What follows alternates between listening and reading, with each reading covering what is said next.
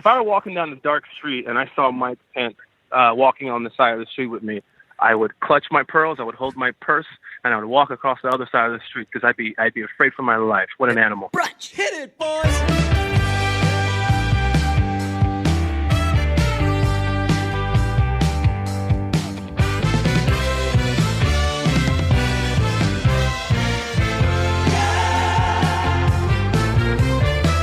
With the old and with the new on a dang Friday. We're done with New Girl. We got some new fun music coming. Pete, let's talk about those topics. Okay, let's do it. Churches comes out today, technically. Yes, we were going to stay up and listen to it, but the stuff so far has just been so that we just stay up and then we'd be tired and then we'd have a bad episode and we'd be like, this kind of stunk, and no. And it's weird because I don't know if we've definitely discussed this off the podcast. I don't know if we've done it on the podcast, but like bands that I absolutely love and are completely enamored with, they basically all seem to be wading into, hey, I'm worried about you territory. Houndmouth for sure. But Houndmouth is like steering into it. Houndmouth is like doing a Father John Misty thing where they're off the rails and totally celebrating it. Yeah, they're definitely like midlife crisising right now, and they're fully into it, which good for them. I hope that they get back to the old Houndmouth. It's better to do that than to be uncertain. That's true. It's that's a good rule of life in any situation. Just my number one rule of life: yourself with steer confidence. into the skid. Yeah, just whatever you're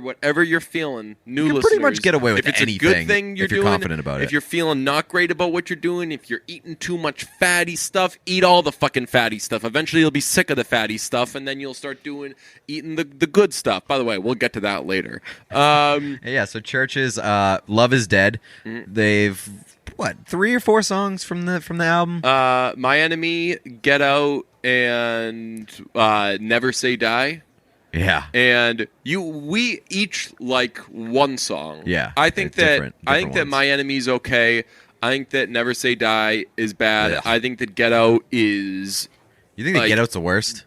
It's unbelievably bad. I think. Man, we are on very different. I think it's like I honestly think it's the worst Churches song. Wow, no way! Absolutely it's on not. a That's 2-song Mount take. Rushmore with Bury It. That is, oh man, that is such a bad take. I like Bury It, and I like Get Out. Well, of course you like Get Out. You like fucking Bury It. You got a pretty low bar. But Get Out is the best of the bunch, but not even close to being elite. Get or Out is not embarrassing. Even... It's like the chorus is just like, isn't the chorus Get Out, Get Out, Get Out, Get Out of Here? Yeah. Ugh. Well, the other one is the other chorus is what is it? Never Say Die. Yeah, it's like like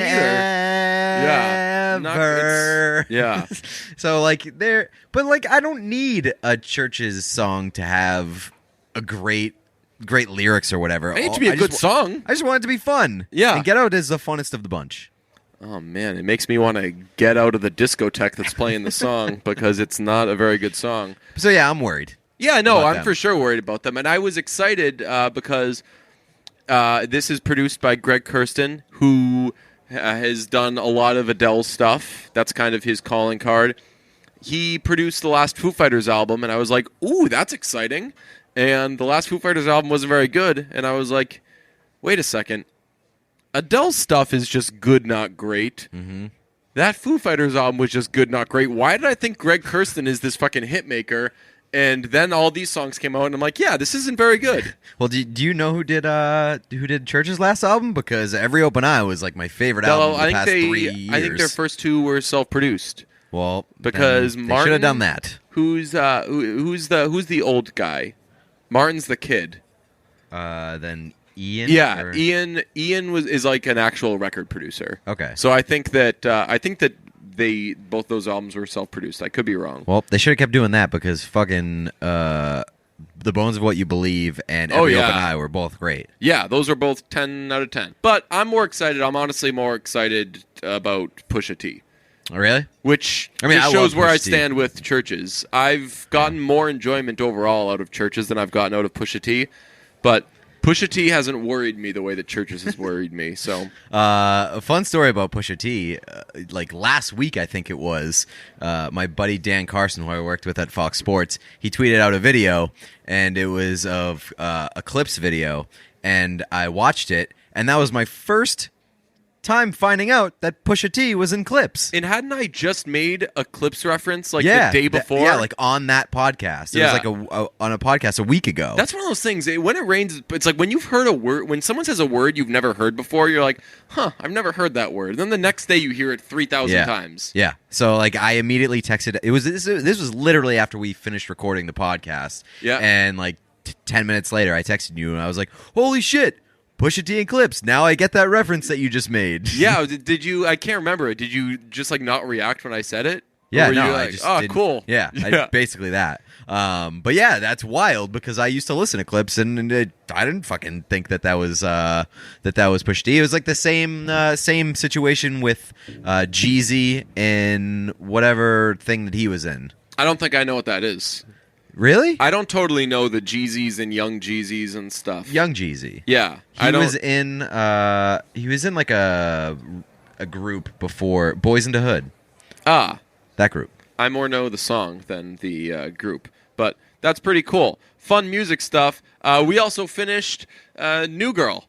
We finally finished it. And the last season ended like a couple weeks ago, right? Yeah. The finale just Couple weeks ago. We binged the 7th season, and then had Lamorne Morris on to talk about that and a million other things. Unbelievable interview. That's coming up in a little bit. What'd you think of the 7th season of New Girl? I thought it got off to a rocky start. Maybe the worst start. Yeah, it wasn't good towards the beginning, the first couple episodes, but towards the middle, I was surprised at how good it got. Yeah, I was like fully back in the middle of the season. fell asleep during the first episode, which is it speeds up 3 years, right? Yeah. I fell asleep during that episode, and I remembered not enjoying it as I was watching it. So I was like, I'm just gonna move on to the second episode and not rewatch that. And the second episode, I was like, yeah, this is pretty good. And by the third, fourth episode, I was like, yeah, this is. It was very like good. hitting. It was like basically in its New Girl stride. Yeah. Towards the middle of the season. And I think I wasn't crazy about the way that it ended Yeah. in terms of the way that they wrapped things up, but it was fine. And Yeah. and overall, that is a really really good show. Yeah. That I think flew under the radar for a while. It had its good seasons and its bad seasons. I would consider that one of its good seasons. Really? And not just Yeah. because I got like the sentimental feels or whatever. And I really did. As that show was towards the end, I was like, fuck man, because I was as you know, I'm not as much anymore. Just because I don't know like what she and him's up to or whatever. But I was a Zooey Deschanel stan. Yeah. I love Zooey Deschanel. Love 500 Days of Summer, obviously. Love she and him. Just everything. Think she's great. Think she's just a real throwback classic. And I watched that first episode when it aired. And I was like, might be looking at a short run, but that's okay. Like I got the same feeling that I felt when I watched the first episode of Mulaney. And in the second episode, one of the main characters is gone. They brought in a new one. And I'm like, okay. And I remember thinking the second episode was actually good. And I was like, wait a second, this might have some legs. And it might, like, within the first 3-4 episodes, I was like, this show, yeah, this is like a fun little thing. It's not going to last. And that happens with every show. But the thing is, normally people don't start watching shows until they've been recommended it. Yeah. So, like, after it's hit its stride, someone's like, oh, you got to check this out. And you're like, fine. You watch through the first 4 or 5 bad episodes, and then it gets good. In the beginning, I was like, I don't know if this show has a full season in it. And it got, by the end of the first season, I was so fucking excited. And what was it, like the third season, it kind of dipped, right? Something like that. Yeah, once they got Nick and Jess together the first time, it kind of lost itself. But overall, and it was similar to Walking Dead, I'd watch it, I'd go away from it for a little while, I'd come back to it, and overall, it's the best. It's a great binge show. Yes, like because it is. It's just like a hangout comedy. Yeah, or a hangout sitcom, and that's like the best thing to binge watch because you don't have to like totally devote pay yourself. 1,000. Yeah. I did like a few of like the subtle things that they did at the end, and I do like the final twist. Yeah, I thought that was great. Is that whatever. That it's a Winston prank. Yes. Yeah. And he has the last word. Yeah. And now he has the last word on this podcast. Yeah, he was great with us. Like so.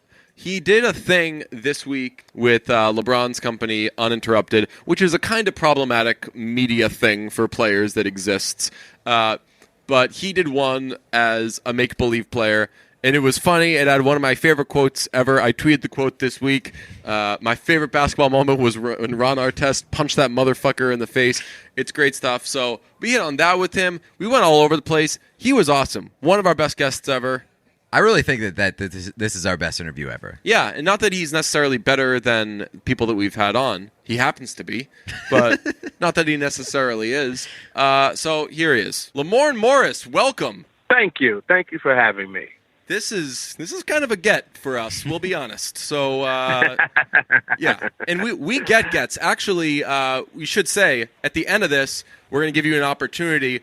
Two of our guests, Lena Waithe and Randy Havens, have both requested to be friends with us, and they've actually hung out on the line and given us their personal information, and we're now on group text with both. So if you play your cards right, yeah, just saying. I got you. Awesome. Off to a good start.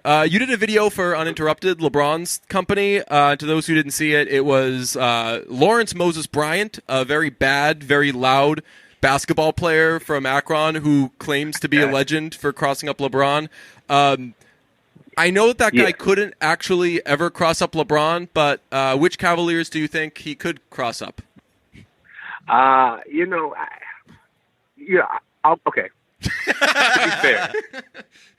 To be fair, I will say none of them the way they played recently. Just say George Hill. Just say George Hill. We're all thinking it. Well, I mean, maybe George Hill before all his knee issues, and but he had some breakout games. He had some breakout games, and I was going to say Kyle Korver, but the way he beat up Jaylen Brown recently, maybe not even 37-year-old Kyle Korver. I was going to say, dude, ever since Kyle Korver turned 56, he has been a new man. His midlife crisis is getting good at defense. Yes, exactly. Oh my God, 100%.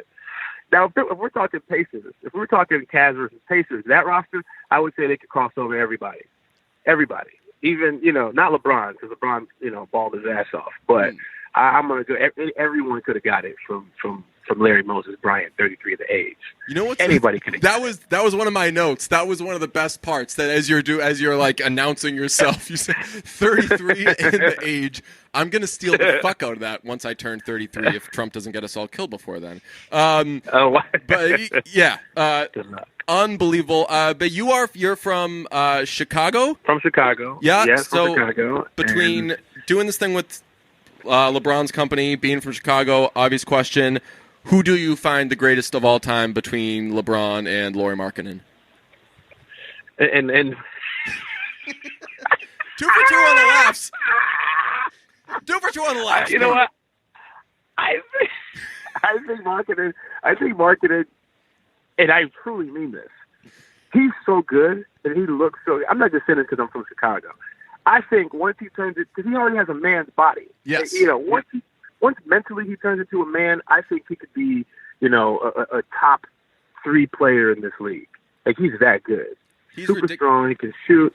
It's ridiculous. The funny part was that before the draft, people were like, "Ooh, the Knicks might be willing to trade Porzingis because they really want to take Lauri Markkanen." And because I don't think people thought that Markkanen would go necessarily that high, and they still wouldn't have been able to take him because the Bulls took him earlier, which is just a hilariously Knicks thing. At the time, you gotta snatch him up. At the time we're recording this, the Celtics Cavs series is tied 2-2. Who do you think comes out on top in there? Cavs. The Cavs. You know what? So not to do the sports thing, but you're talking to a couple of Bostonians here. Hey, whatever the fuck. My girlfriend's Bostonians in Boston say. right now. Yeah, she's in Boston right now with wearing a Larry Bird jersey with her dad, and I'm still pissed off about that. We are a big New Girl fans, obviously. We want to ask you a little bit about that. You guys just finished an 8-year run, which is super impressive. Did you think when you started? 7 years. Yeah, did you think when you started that it would last that long? Wow. You know what? I kind of did. I kind of did. I remember thinking to myself, Zoe Deschanel was coming right off of, some bunch of dope stuff, Yeah. like 500 Days of Summer, and she was like, is a huge star. And She and him, that was like kind of their heyday too. Oh, yeah. She was just a star. 100%. Yeah, she had star power. Like, it was one of those weird things where I thought, holy shit, she's doing a TV show, and I'm about to audition for it. I had 15 auditions for the show, but once I got on the show, it kind of, hit me that this cast is great. Auditioning with everybody, meeting everybody, getting to hang out with everybody. I knew it would have some legs. I knew it would have some longevity. Going a full run of 7 seasons. I'm not 100% sure I knew we were going to go that far, but I'm not surprised at all. Not at all. I mean, I'm not going to lie to you. We dope. We so dope. So dope, man. The best cast in television history. And that's not what I'm saying. That's what the world is saying. I know. The world, blame that on the world. I heard it. I was saying, like, it's pretty impressive that you're willing to acknowledge it. It's what's on everyone's mind. Everyone's thinking it. Yeah.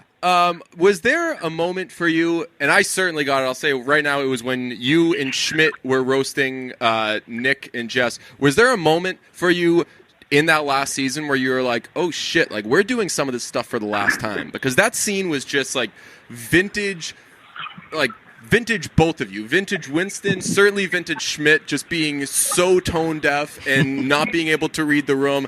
And I was like, fuck, this might be the last time that these two pull a shenanigan like this. Man, the whole last season was like that. The whole, every bit, even off of camera, going to hang out in the trailers, watching Jake and Max, they play, Madden. We could have a 10-minute break while they're changing the lights around. They're in the trailer. Playing, yeah, I mean, they play it. They're obsessed with it. What else I'm do a they do 2K from 2003? Have they seen the Friends they finale give each other yet? No, I mean, one, Jake is old. His brain is still set in 2003. We call him Old Man Johnson for a reason. Real story, he doesn't know how to use an iPhone, and that's not a joke. That's so fitting. Yeah. Old Man Johnson, So, not an ideal nickname out of context. Yeah. Exactly. But it's one of those weird. It's one of those weird things where every step of the way, everything that we did, it reminded me. Bringing it back to sports. Bob Costas. I remember Michael Jordan's last season. 98 season when he won against Utah. Every time Michael Jordan dribbled the basketball or took a shot, he would go, "This could be the last shot we ever. This could be the last time we see Michael Jordan sit on the bench.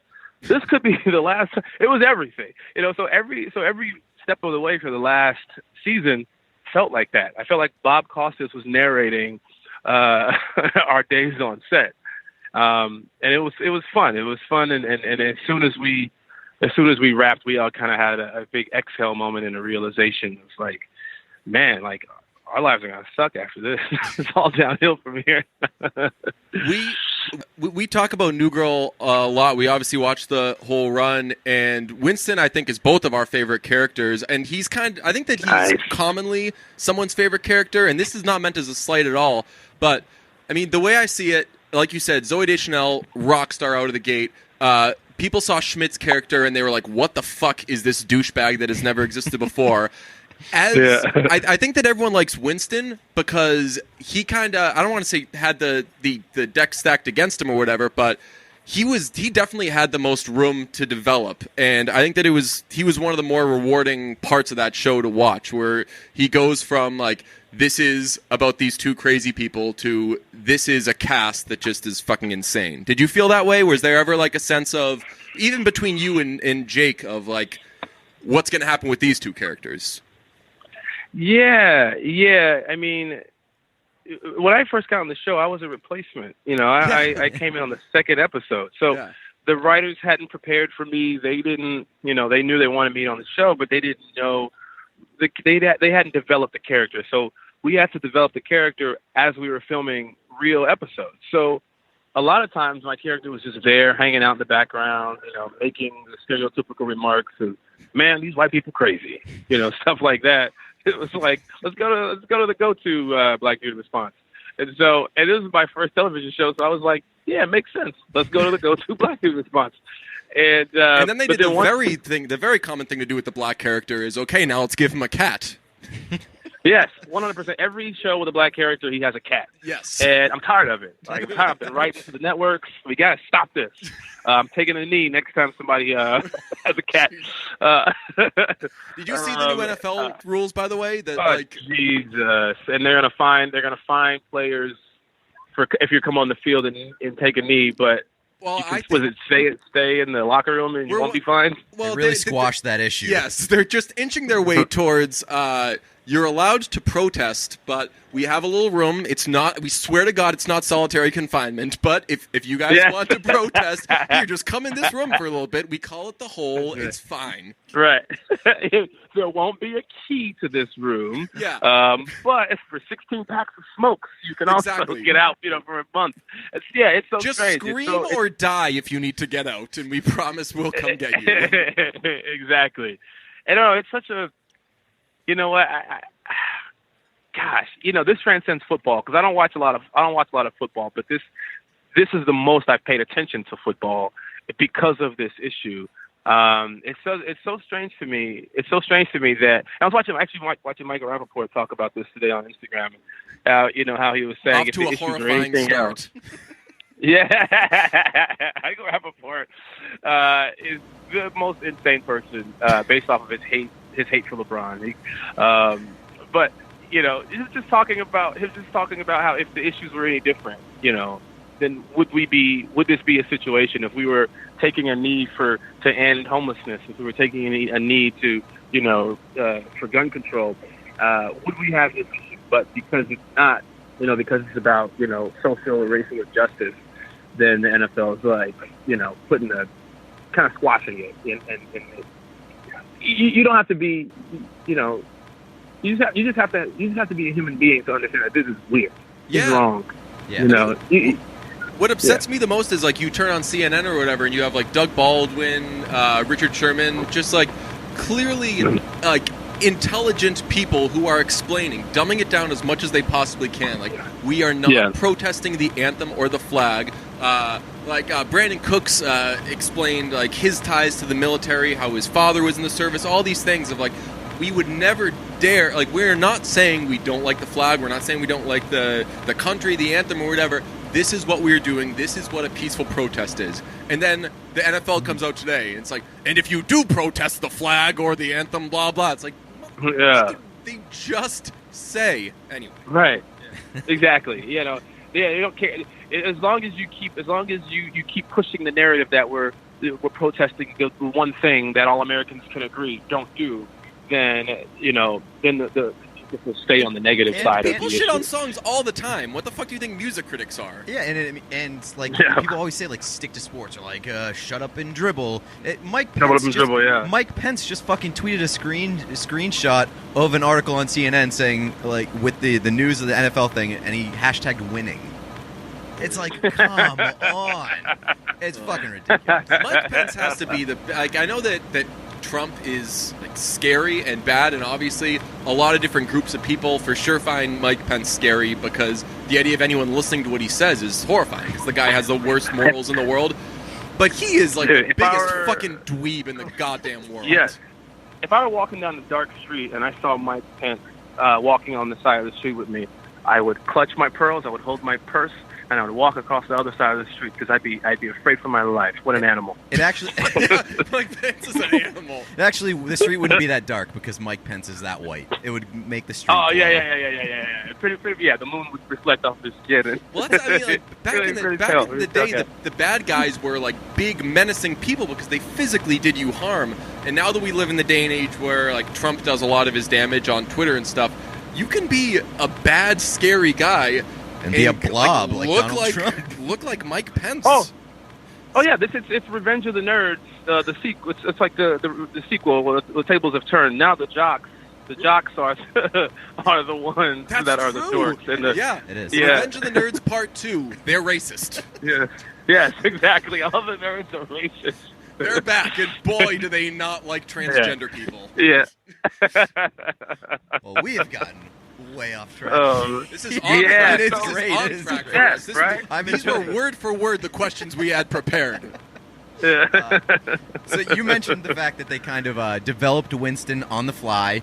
And Yes. I'm not blowing smoke when I say that Winston was my favorite character in New Girl, but it did take a while for them to feel like they found a groove with Winston. At what point did you really find that like you were settling into the character? Well, there was a note that I hated that Jake Kasdan gave me once. So our executive producer and directed a bunch of episodes, and one of the creators. He gave me a note, and I hated it because I felt so offended that he gave me the note. But then when he gave me the note, I ultimately figured out what he was trying to say. So we were doing an episode where I'm drinking these girly drinks, and Nick is a bartender, and I'm like, oh, I love when you make me these drinks, And I have a line where I said, look at me being so naughty, and I'm making all these faces and doing all these weird dances. I remember Jake Kasdan screaming out, more girly. And I was like, what? And he goes, more girly. And I think he had given me like 2 other notes prior to not say the word more girly, and I just wasn't getting it. And then once he thought, I was like, more girly, just kind of, do a stereotype of what a woman would be doing in this moment, like a drunk woman. And I was like, oh, okay. And I was kind of pissed. I was like, why are you screaming this at me in a room full of people? And I was like, this is going to be such a bad thing. It's going to be so awful. I'm going to embarrass myself. And I did it, and it was funny. And I thought it was funny. And I thought, oh, I see. Okay, now I know what direction to go into.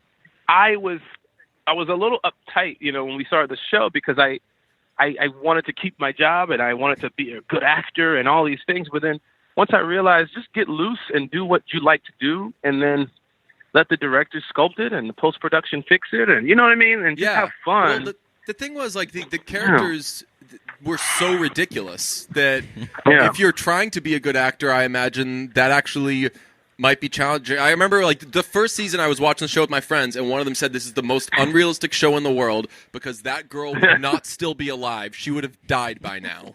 Yes. Oh, yeah, 100%. She's the type of person that would chase a butterfly into a volcano. I mean, she moved into a loft with 4 guys, or 3 guys. 100%. She was, yes, 100%. That was first mistake. Because in real life, dead. Right. Well, they have a rule in certain places. Like, I know some schools, you can't have, like, a triple of girls in a dorm or whatever because it's technically a brothel, something like that. There should be a rule. That's what my girlfriend's going to, yeah. Oh, really? She went in college. When she was in college, they called her her apartment a brothel. There were 5 girls in there. Who's they? I was going to say, as long as they wasn't the frat boys, then you guys... No, it was the guys who were paying for sex. It was the guys who were going in there paying for sex. They called it a brothel. When they typed it into Google Maps, they typed in brothel. The ad on Craigslist said brothel. Yes, the women themselves. What kind of question is that? Yeah. Weird question, bro. Yes. Anyway, go ahead. So like the character development obviously took off, and then at some point, so did the fashion. Like at one point, they just decided to make Winston an absolute fashion icon. I want to know how much did your decision making play into that?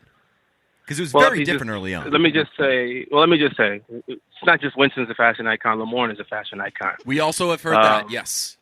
Yeah, I mean, again, everyone's talking about it. I can't walk down the street without someone like showing me their style. I'm in Queens, I gotta be the flyest dude in Queens. When I'm in Brooklyn, I'm the flyest dude in Brooklyn. I gotta outdress the entire borough. It's really difficult, but I do it. I get it done. And New Girl, they just follow suit. You know what I mean? They follow suit, and they put me in these really cool bird shirts. Initially, I thought, what the fuck are they thinking? This is ridiculous. And again, it was one of those things where you just trust the process. You trust the people that are in charge, of the show. Liz Merriweather, and she was on to something. Liz Merriweather with Deborah McGuire, our costumer, had this idea, and it worked out. It definitely worked out because I was annoyed at first. I was like, why am I the weirdest dressed person on television? And then I would walk down the street and I would see people wearing like printed shirts, and they would go, dude, I'm you. And people would like post. I mean, the amount of people that post photos and tag me in them when they're wearing bird shirts or animal printed shirts. It's ridiculous. I get more tweets about. I get more bird shirt tweets than I get nudes in my DM. You know what I mean? It's a lot. To Trump's be fair, the nudes, though, for sure. If depending on where it is, like if it is in New York or something, someone just running up to you and screaming, "Dude, I'm you," isn't necessarily a fashion thing. It's you're just encountering Oh, a person. yeah. Well, Yeah, it's just how people are in New York. Congratulations for trusting the process and not getting blown out by the Celtics. Ooh, yeah. Oh, Couple of Boston guys. Oh, we took that turn. You got to be quick with my us. We're from gosh. Boston. Yeah. Rodney Dangerfield is from Boston. Yeah, Dangerfield from Boston. I get no respect. All my players are injured. No respect. Oh, I got no first place votes for my coach. Oh. That was weird. Yeah. That was one of the weirdest things I've ever seen. I was like, I don't think there's a person alive who hasn't been on the news saying this is the best coach in the league. Right. I've been hearing it and I've been seeing it. The fact that there is no Gordon Hayward, no Kyrie Irving, Larkin's out, all these different people that are really good, that are, that account for a ton of points, a ton of just overall playmaking. Those are two playmakers for sure that are not playing. And they are tied with LeBron James. Yeah, I'm not going to say the Cavs just yet, but they're tied with LeBron James. Coach LeBron James. Which is crazy. Yeah. We had Chris Gethard on a couple weeks ago because, again, this is the quality of guests we pull. We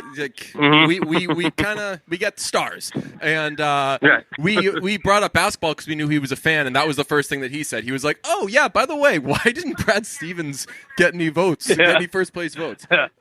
People are crazy. What were you? And that's saying something coming from me because I'm not a Celtics fan. I mean, I love. It's so crazy. But love you're a smart person. Historic Celtics players. Yeah. I love all the players. I love a big Larry Bird fan. I even love IT when he was playing there. I love the guys now. Jaylen Brown. I don't want to say he's the homie, but he once came up to me and told me he was a fan of mine. So I'm like, this is amazing. Really? Why? Yeah, but I just hate the Celtics. Did you? So, Jaylen Brown fascinates me because he seems like he doesn't waste a second of his time on anything because he's like, he's also really into music. He's like, he's always giving speeches and things like that. And I know that there was considered like a big 2 in that draft, and when they took him third, everyone was like, "Oh, why'd they take Jaylen Brown?" Like, there could not have been more of a guarantee that player was going to fucking bust his ass. Like, I guarantee he absolutely crushed pre-draft interviews. Yeah. Oh, yeah. Like, obviously a physical freak. Jason Tatum also is bound for the Hall of Fame, so, as we all know. Oh, no, Jason Tatum is again, another one of my favorites. It's like I like all their players. I truly do. Like, in a way that it's upsetting that they have to play against the Cavs because I'm rooting for LeBron. I'm rooting for the Cavs, but I want to see these players succeed. Yeah. If LeBron decides to take his talents to LA or to Houston next year, next season, wherever he decides to go, I'm gonna like the Celtics in the East. Just as I like all those players. That's the most heartwarming thing I've ever heard. Speaking of legends, what were you guys allowed to do with Prince on set? Like, when Prince was there any like Prince rules? I could see there being Prince rules. Yeah, we had a rule: bottoms, no tops. You know what I mean? Shirtless. No, there were a bunch of rules that I don't think he implemented. I think everyone was scared. So what they did was it's like no cell phones on set when you're there. And I was like, I'm a grown ass man. This is my show. What do you mean no cell phones on set? They're like, does Prince know who I am? Yeah, like tell him, look me up, man. Google me, man. And so he, that was one rule. Another rule was someone say he doesn't like direct eye contact. Which what? I thought, yes. And I thought that was the most ridiculous thing I ever heard. And he shows up to set and he had an entourage of like 30 people with him, all dressed like Captain Crunch. They all had like zippers and shiny shoes on and buttons and, tassels. I never seen so many tassels in my life. I've seen less tassels at a graduation. And so, Lamorne has a comedic background to our new listeners. Less tassels at a brothel. Yeah. and so he showed up and he couldn't have been the nicest. He couldn't have been more nice. Like, the guy was super like soft spoken everyone stopped. We had about 200 extras on set that day. And when he showed up, everyone stopped and just started looking at him. And then he kind of had a moment of, as you were, everyone, as you were. You know, he was wearing high heels with like multicolored lights inside of them. Real story. He had like British Knights, but like, or LA Gears. What do you call it? LA Gears with the lights in them. He had like LA Gears, but like high heel form. And he had like a diamond encrusted cane that he walked with. And it was weird. It was really, really weird because he was whispering everything. And if you couldn't hear him, he wasn't going to raise his voice. You just had to come closer to his face while he spoke. And so all these people are gathered around him, and he wasn't really saying shit. Like, it was like, it's like, everybody gather around. This person's going to like tell a tale. And he's just like, I love your show. I guess. I was like, dude, yeah, it was so weird. But he was the coolest person.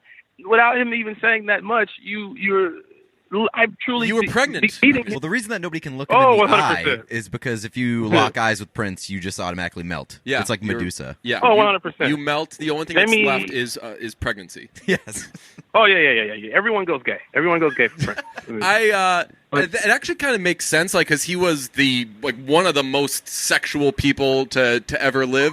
That he speaks so quietly that you have no choice but to get really close to his face. Just like the way he operates forces you to get closer to sex with him. Oh, 100%. 100%. Not interested in men whatsoever. Yeah. Maybe I got a little bit moist. Maybe. Maybe I got a little damp. So we loved Game Night. You were great in that. Had a great cast that full of people that we loved. Packed. One of your co-cast members was Kyle Chandler, and we have had discussions about Kyle Chandler on this show before, and we came to the conclusion that we thought that he always looked sweaty in every role that he's ever played. Fairly sweaty guy. But then we went and we Googled pictures of him. He doesn't look that sweaty. Less sweaty than we thought. So can you confirm the rumors? Kyle Chandler, how sweaty is that guy? Yeah, what was the buzz on set? Well, I will say this. Every day on set before we start a new day, we do a safety meeting. And we talk about the wires that are on the ground. People slipping on Kyle Chandler's sweat. Got it. Exactly. So one of the things we talked about was how sweaty was he going to be that day and to be safe. And never sweaty. I'll be honest with you. Our hair and makeup team did a great job of powdering his face. A lot of hard work. Both teams played hard, but ultimately he was dry. He was dry. I'm going to swing for the fences here. I feel like you kind of know what we're talking about, though. Like, when you think of Kyle Chandler playing a character, don't you see a little slight glaze glisten on him? Well, look, it's because of this. So, have you seen Bloodline? He's in Bloodline. Oh, yes, that is his sweatiest performance yet. Yeah, swampy ass Florida. You know what I mean? And he's got that Southern accent when nobody else did, which is very strange. I was like, "How are y'all family?" And you're still speaking this way. And it's like when you see Southern people in movies in their environment, the South usually hotter than the North. That's what happens. They're sweaty on camera. You know, when you're showing real life, the grit, what's going down in a resort town in Florida, people are sweaty, man. And Kyle Chandler's our guy. You know, Friday Night Lights. What's that? Texas? Oh yeah, hot, sweating a lot. He's a coach. No water sweaty. breaks. That's for the weak. No water breaks at all. Exactly. Sweaty, you know, Game Night, running for his life, sweaty. Yeah. What else? You know, all those other movies, sweaty. Yeah. Hard Copy. Was he on Hard Copy? You know what he was in? Yeah, did you see The Spectacular Now? If you haven't, I recommend it. It's a nice little coming-of-age high school story. And is that Miles Teller? Yes. Yeah. You see that? I haven't seen it. Nope. Okay. You should have acted like you hadn't heard of the movie. You got us. We were going to go on a 40 fucking minute Shailene Woodley discussion. It was going to be the best. But yeah, he plays a guy who just sits around at the bar and he's got a little bit of sweat going there. Yeah. He's so confirmed. What a sweaty guy. Love him though. Yeah, for sure sweaty. Would you actually be mad if you found out that your significant other hooked up with Denzel Washington? Because that was a thing with your character, and I was like, this is unrealistic. You'd be proud. No, I wouldn't be. I mean, listen. I'd be thrilled, Lamorne. I You would make be my life. so excited. Elite Let me company. smell your finger. Let me smell your finger, baby. No, I wouldn't. I wouldn't. Look. Here's the thing.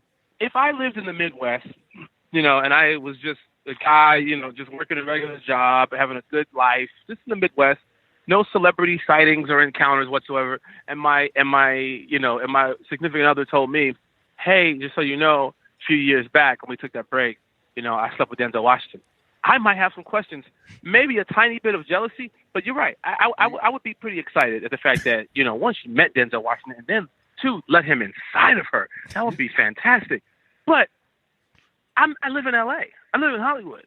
You can see Denzel Washington over at the damn GNC buying vitamins. You know what I mean? Like, he's too accessible. He's too accessible. Then I'm just The problem no. is, when you're on the same level as Denzel Washington, it's just commonplace. Yeah. So who is on at the top of your mountain where you wouldn't be mad? You have to be a deceased person. Yeah. Jesus. Jesus. Okay. Or Martin Luther King Jr. All right. Martin Luther King would be a good Yeah. one.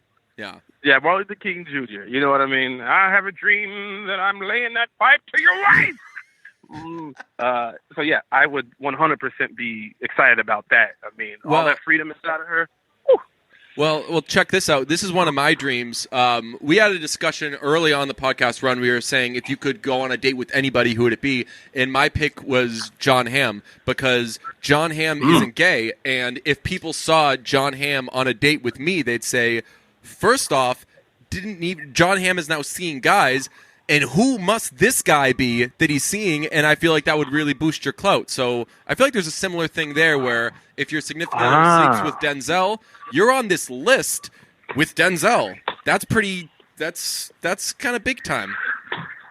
Well, yeah, again, but in a way, I'm on a list with Denzel, and if he's up with Denzel, clearly he's a better lover than I am. Denzel Washington's a much better lover than I am. Let's be honest.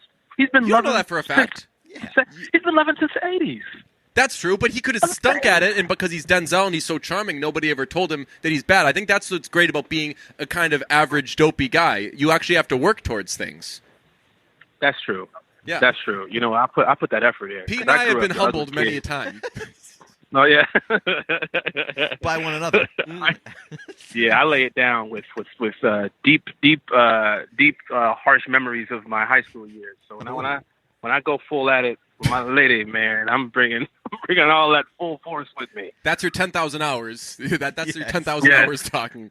Yeah. She was also in a brothel, so you have high standards to live up to. That's actually true. Oh, well, yeah, 100%. She had many suitors. Let's just be clear. Girlfriend, definitely not a hooker. Just want to put that out there right now. Definitely not a hooker. This is run long. Might have to edit that part out. Actually, unfortunately, we could maybe send out a tweet or something and say that they're maybe like a lost episodes type of thing. 4-point font. Yeah, disclaimer. Another one of our guests, again, we do him, was Chris Witaske, and he was on an improv team with you, and I asked him, what should we ask Lamorne? And he had a very short, very vague question, so I'm excited to ask this. Or no, it wasn't even a question. He said, ask him about the roller coaster game show. So Lamorne. Oh, Jesus. What was the roller coaster game show?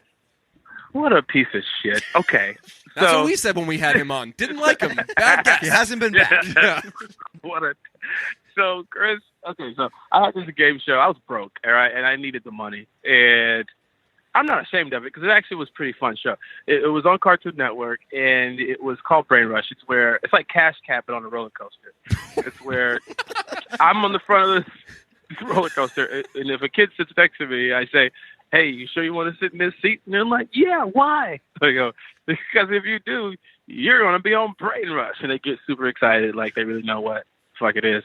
And then we ask them questions, like while going up the roller coaster. And then while going down the roller coaster and doing all the twists and turns, we ask them more questions about what they just heard, and they have to answer those questions. Or we do multiple choice or trivia, and they win a bunch of money. Kids were winning money on this. Kids were winning more money than I was making while shooting the damn show, which is really depressing. The premise of that game legitimately sounds like a sketch that would not necessarily be on SNL, but would be on like The Girly Show on 30 Rock, where they're intentionally thinking of the most far-fetched things. I will say the idea of being on that show, like my worst case scenario for getting on a roller coaster would be immediately they make it the most unfamiliar, uncomfortable setting you could have ever expected. I would have a panic attack. Also, the premise of that show sounds like something you get arrested for. You just sit down next to a child on a roller coaster and give them money. Hey, kids. You want to talk to me for a little bit while we go up and down this ride? I give you some cash in your pocket. And you have to say you don't got to sign this waiver. You have to call it this ride because for some reason a stranger saying like, "Hey, let's go on this ride" is way more horrifying than saying, "Hey, let's take a trip on this roller coaster." Hey, kid, we doing this ride? And you got to do it while sweaty like Kyle Chandler. I mean, it'll really excite these children. If it were Kyle Chandler as Coach Taylor being like, "Hey, let me tell you something. Can we do? You and me are gonna go on this ride. Understood?" That'd be the scariest fucking thing in the world. Oh, I've always thought Coach Taylor was molesting those kids. I thought so. I thought so. I mean, Michael B. Jordan, see how pretty he is? Man, Michael B. Football Jordan. Coach? Get my left in that dude, man. Michael B. Jordan being on that show was that show was truly the gift that kept on giving. Because 100%. When they dumped their cast, you're like, oh, I guess it won't be as good. And you see Michael B. Jordan, and you're like, oh, fuck, that current movie star is like the next guy. What a show. Did you Photoshop that picture of Michael B. Jordan yourself that you posted on Instagram a couple weeks ago? No, you mean Michael B. Jordan photoshopped his own cover. Face? Yeah, on what they put it out there. He's more famous than I am right now. I'm not gonna lie to you. He's a good friend of mine too. A good friend of mine. We text every day. But he knows what time it is. I put the work in the gym. I built that body. You know what I mean? I do my part. I do what I have to do. You know what I mean? To push the envelope. You know what I'm saying? And then this son of a bitch wants to go and you know, because he got a beautiful face. I'm not gonna lie. Yeah, but his body's all fucked up after Black Panther. Got all that. Where you're like, hey, chicken pox much? Boom, roasted. But they do have like ribbed condoms. He has a ribbed body, so maybe extra pleasure for her. Maybe that was like a triple magnum he just put over himself. That's amazing. Huge laughs. Huge laughs beginning and end with Lamorne Morris. This went 1,000 times better than any of our other interviews. And again, our other interviews have yielded us friends. So, Lamorne, this was a dream come true. Thank you very much for coming on with us. We're going to have you hang on the line. We're going to have our receptionist exchange information. And this was a pleasure. Yes, indeed. I'm very excited. Thank you guys for having me. Literally, I have an entire crew over here staring at me going, please, if somebody don't get this dude off the damn phone. And they're all judging me right now. And I'm telling them to go fuck themselves. Can I say fuck themselves? Yeah. Oh, yes. Yeah. As long as it's not directed I'm gonna tell them to go fuck themselves. Yeah. Well, no, I don't want you. As long as you say it in the solitary confinement kneeling room, you can do whatever you want in there, and it's totally respected. So that would be just fine. Okay, tell you what, we'll talk to you during our friendship. Yes, indeed. Thank you very much, you guys. All right, bye, Lamorne. Thank you. Have a good one. Pretty unbelievable. Pretty fucking great. We were great. He was great. It was all great. I will say, I don't know if anyone's ever found us funnier than Lamorne Morris. I think that's 100% true. That guy fucking poured shots of confidence into my mouth the second that started. We were like, "Hello, Lamorne," and he was like, "You are the funniest. That's the best thing I've ever heard." And it's worth noting that he did that entire interview while walking the streets of Vancouver on the way back to set on a project that he's working on right now. And he got back. I would assume that he got back to set in about like 20 minutes and then stayed on the phone like 20 minutes because people were set. calling for him. Yeah, people were like looking at him being like, when the fuck is this guy going to get off the phone? And he was like, I'm talking to my friends. Yes. And the cool thing is, he actually did hang on the line after. Yeah. He actually, we were like, all right, so that'll conclude this interview. Thanks. And then he was like yelling and interacting with people. And we thought he was like, okay, all right, sounds good. And I thought that he was just saying, all right, sounds good, guys. See you later. Yeah. And he was like, oh, yeah, hold on, not you. Okay, sounds good. yeah, man, that was dope. We were like, shit, like, you didn't actually have to do this. But he did. He hung on the line. He talked to us, shot the shit. It was sort of like an awkward situation because, like, we didn't have much to do or say Yeah, we were beyond like, you that. don't have to do this. Yeah, and you don't want to be the guy hanging up on Lamorne Morris. Yeah, genuinely, he wanted to talk to us. So pretty cool thing. Yeah. One regret I do have, this was recorded on Wednesday. Mm-hmm. If it was recorded on Thursday, I would have asked him, hey, on game night, did Jason Bateman come up to you and say, like, hey, man, if you ever scream at a woman on set, just want you to know I got your back. I got your back.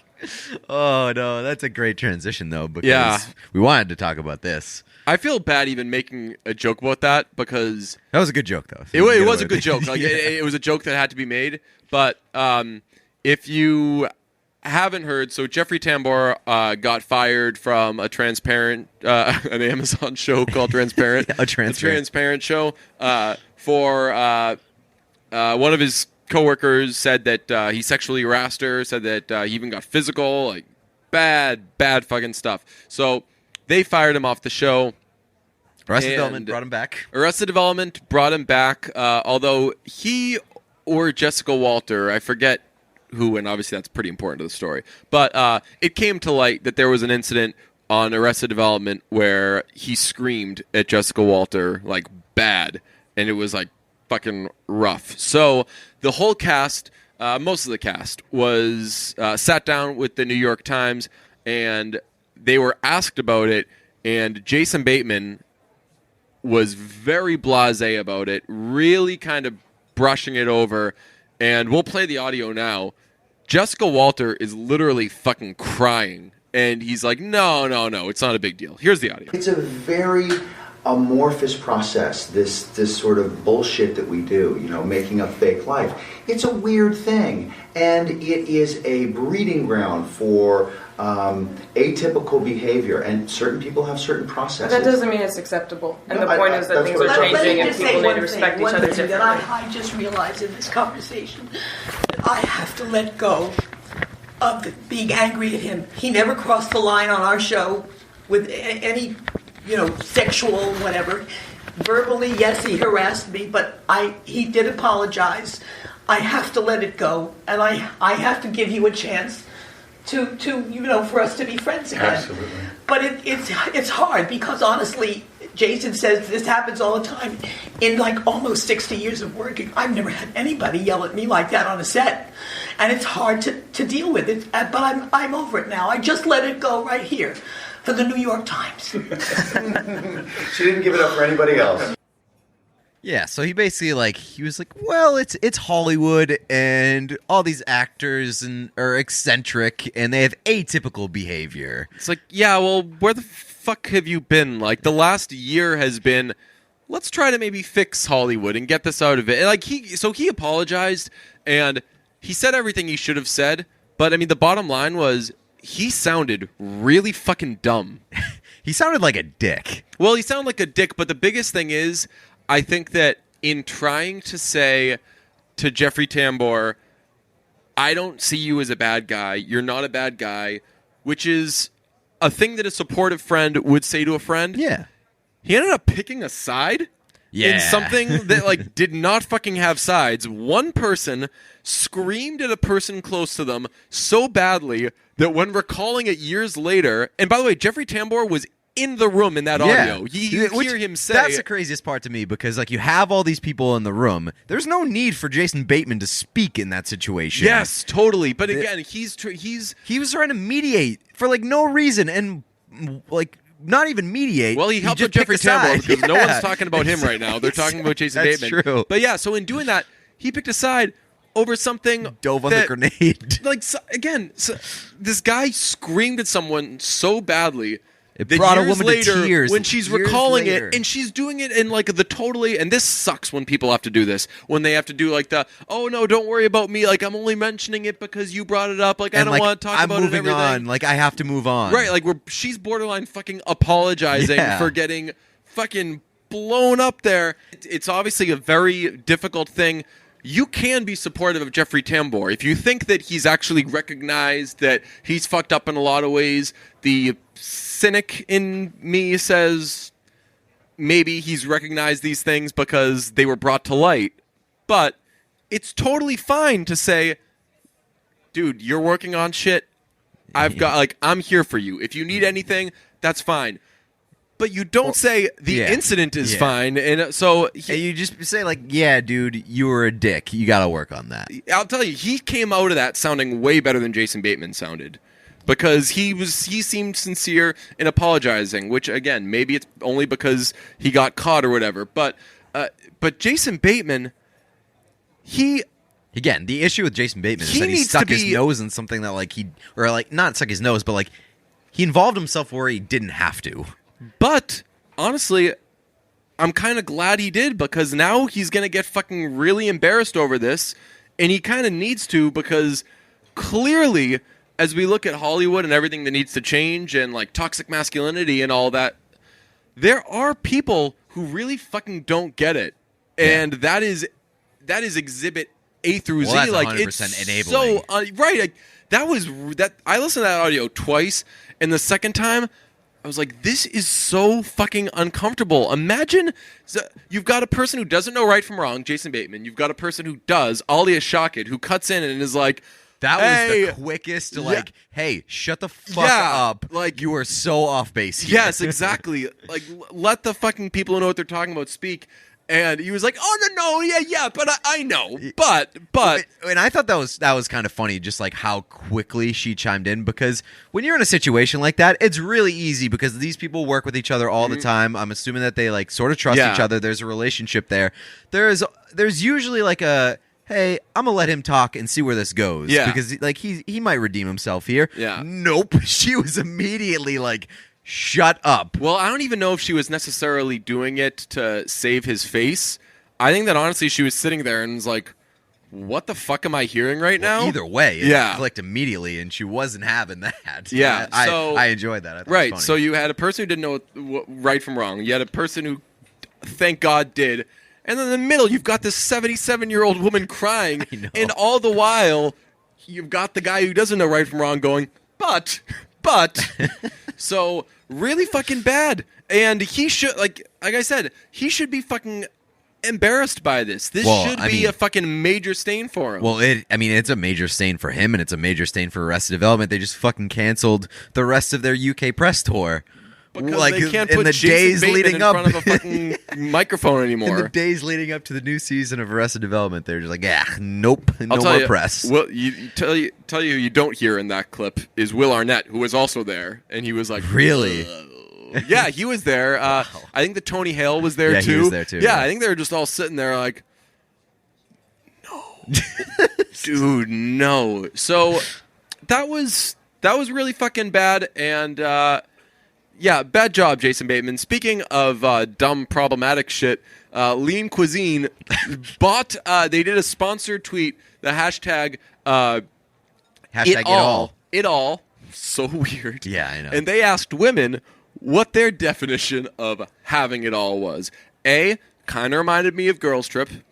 Because remember, she has the book or the TV show about having it all. Yeah, how to have it all. Yeah, how to have it all. Yeah, that's just a. No one fucking has it all. First of all, I don't want it all. I don't even want what I have right now. Yes. Don't give me more. Yes. But so they put it out there. They asked women, what's your definition of having it all? And the response was, shut the fuck up, Lean Cuisine. You guys are assholes to women. Kind of. They built an empire on a pretty dated ideal, which is, and ladies... We do this many, it reminded me of the Weight Watchers scenes in Mad Men. I know you haven't seen it, but they go there and they get on the scale and they clap for each other and they measure out rice into a small little cup and everything. That kind of problematic sort of, not necessarily fat shaming, but being you need to be hyper aware of what you're putting in your body. And it needs to be this thing with 1 million grams of sodium that is made of fucking death, but it's small, so healthy. Listen, I don't want my my frozen dinners being all up in my business. You know what I want for my frozen dinners? I want to fuck them. Yes, you want some syrup that does not go in the microwave. Yes, we only address one brand of frozen dinners on this podcast, and that is Devour, and it is the food you want to fuck. Here are some of the hashtags. Having hashtag it all means not having diet food directly targeted at me because I'm a woman. What year is it again? Another one. Lean cuisine, marketing diet food to women only in 2018 will get you destroyed on Twitter, especially with the hashtag of having it all. This isn't empowering, it's demeaning and insulting. Go back to your marketing team and try again. I don't know why I chose that one. That one was actually just straightforward and smart stuff. I thought that I tried to copy and paste a bunch of funny ones. That wasn't very funny, but just good burn. So is the lean cuisine, is the having it all like a reference in like, hey, here's some good food, but also you're not going to be fat? I don't know, but just the fact that lean cuisine is trying to be uppity about anything. Having it all means I'm smart enough to not eat that box of frozen sodium you're trying to pass off as being a healthy meal. Have you ever had lean cuisine? Yeah, definitely. Not in a while, but yeah, I think I've had. You know what are good? Those fucking the sandwich Devours? things. No. Oh, okay. You know the sandwich things that like you microwave them and then you fold them over and then it makes a sandwich. Have you had those things? Flatbread sandwich, basically. Nah, it's like it's on like a thick kind of not necessarily French bread, but it's. Oh no, I don't think I've had that. It's good, and it's actually Skylar eats them in Breaking Bad, and while she's pregnant, and Walter's like, I thought that we weren't going to eat those because they have too much sodium, and she was like, "Motherfucker, I've been smoking cigarettes with this baby, so I've been smoking cigarettes and fucking Ted. So yeah, exactly. Leave me alone. Go fucking. You're selling meth. Yeah, go sell your fucking drugs, you psycho. Yeah, no, I used to be a big frozen dinner guy. Like when I was in like middle school, I used to crush frozen dinners. Frozen dinners are great. They were dope. Yeah, this has ended up becoming we've done a complete 180, being like, guess what those assholes over at Lean Cuisine did, and we're like, you know what's awesome? Today's episode is brought to you by Lean Cuisine. Lean Cuisine. You said that we have a review. We do have a review. It is a good review, and it is from JG or JAYG with periods all in between them. And the title is "Wow, what a great podcast." Such a stellar podcast with two charming hosts. There's only one thing that really bothers me about it. Oh shit, drum roll. It's never enough. I want more all the time. I need more brunch.